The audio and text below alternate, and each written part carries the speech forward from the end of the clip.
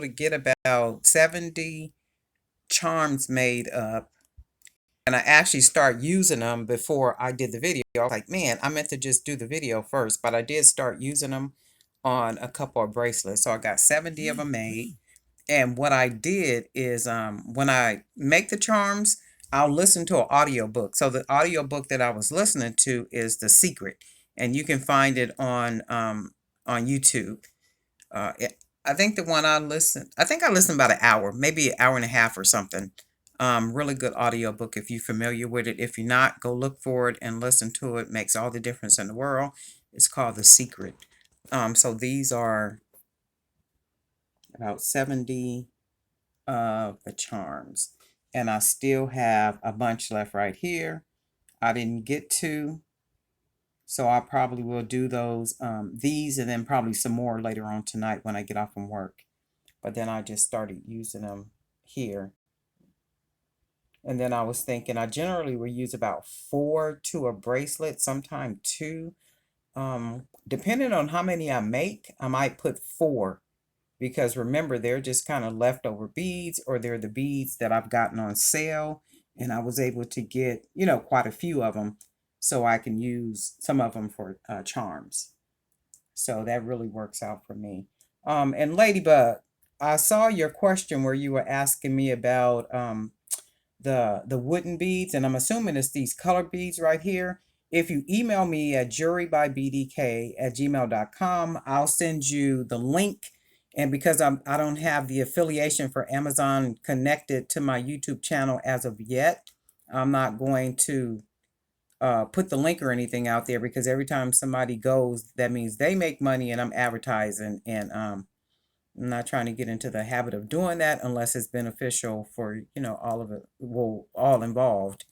So email me your email address at jewelrybydk@gmail.com, and I'll send the link over to you. All right. So these are my charms. And shoot, I'm going to do my best to, let me see, I got about 70.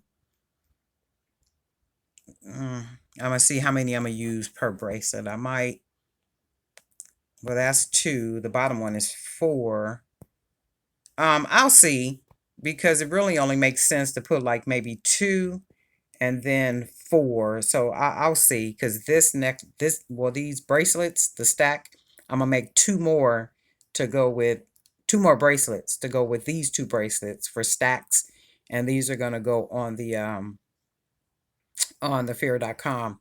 Oh, I also had someone to ask me about fair and how long they would have to be in business. Uh, just a lot of different questions. I'm not really sure, because I got the invitation. They sent me an invitation to join their platform. But if anybody is interested, let me know. And then what I will do is I'll send you an invitation from within the portal. So from within the fair.com portal, when I log in as a brand user, I can send you an invitation to sell on Fair. So if you want me to do that, just go ahead and note it in the comment section, or you can send me an email, really doesn't matter, jewelrybybdk@gmail.com. And then that way I could just go ahead and send you an invitation, and then you can just sign up.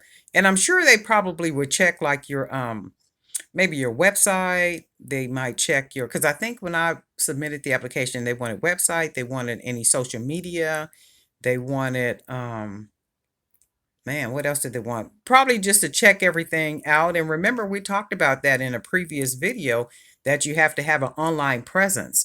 So when these people start, looking at your product, they want to see what you've done and what you're doing, and if the product is quality and all those type of things. So if you have an online presence and you make it easy for them to see what it is that you do and that your product is quality, that's a win-win all the way across the board. So if you don't have like your Instagram set up, your Facebook, your website, even if you set the website up and you really don't, not making very many sales, that's cool too. I mean, if you're just starting out but still have a website or something where people can go to. I've seen, and I know I see people do a lot of like selling and stuff on Facebook, and it's cool if you have like a website. Okay, well, this is this product. You can go to my website at, and then they can purchase it on the website. I know Keisha does. Keisha, you was just the bomb, girl. Because I went on to Facebook, was it yesterday, day before yesterday, or something? Anyway, so I was able to find a couple of your lives, your Facebook Live, where you're selling the jewelry. I was like, she is just like absolutely doing this. I am so encouraged. I am so inspired. So I'm gonna work on my little format for how I'm going to sell on Facebook Live. I'm really not sure how I'm gonna do it yet, but I was watching yours, and I love the way your confidence, how you display your jewelry, like you just do the hustle. Look at Miss Keisha, she just doing the wild thing. Okay, that's right. I love it. I absolutely love it. So I said, okay, I'm gonna do that, and then I think I heard you say something about you hadn't started doing the live streams on your business page yet. You're doing them on your personal page.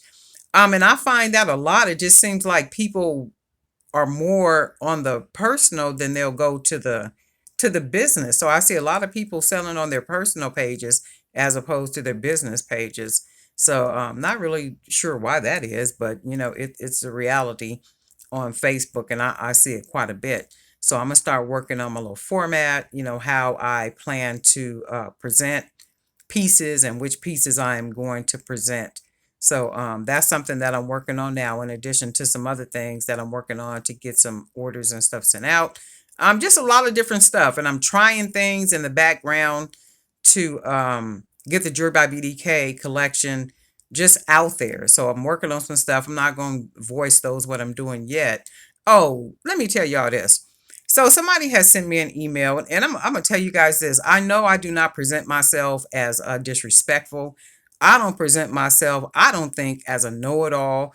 I don't present myself as stupid. I just don't think that I don't think I come across like that. So if you ever formulate in your mind to send me a disrespectful email like the one that I got the other day, you need to check yourself before you send that email off. Okay. And no, I'm not going to tell you everything and everywhere and I purchase everything and all this old kind of stuff and talking about, well, you'll say this and you'll say that, but you won't. See, that's messy. And God is not the author of confusion. So the day that you woke up and you decided to send Miss Darlene an email to jewelrybybdk@gmail.com, you must not have had no sugar in your coffee, because I don't present myself that way, and I don't have to tell you everything that I do. Well, you'll tell us this, but you won't tell. I'm like, well, wait a minute. Whose little demon child is this? If you don't get off my email, I didn't even answer the email back.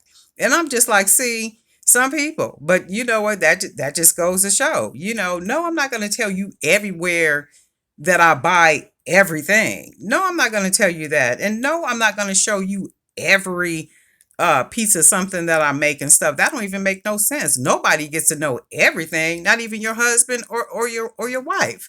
That don't even make no sense. I said, well, Lord, can you please send whoever this is 2 lumps of sugar? Because they just acted all up on my email. But anyway, family, stay inspired, stay encouraged, continue to be productive, and we got this. We'll talk soon.